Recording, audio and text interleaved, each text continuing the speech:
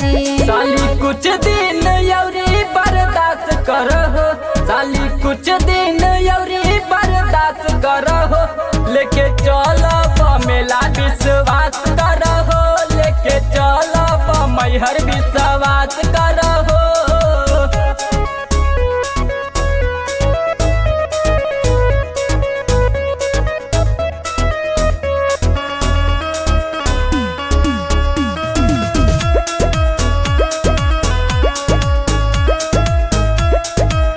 ऐसे न कौनो बहाना करी, माई के दर्शन रोजाना करी।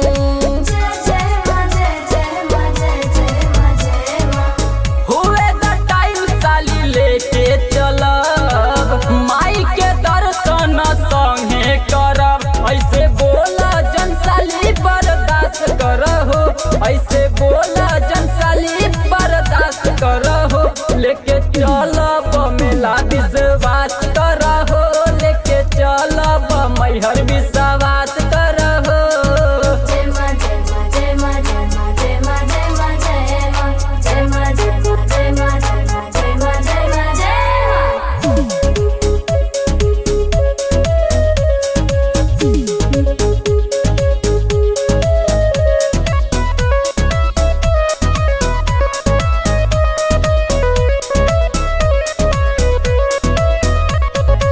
चलिए जीजय अब देर ना करी, संजय चंदन जी के साथे चली।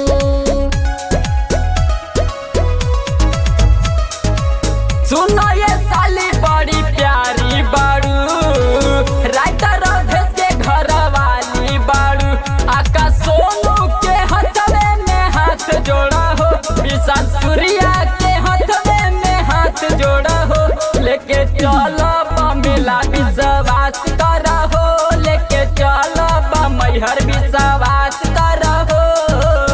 तो चली।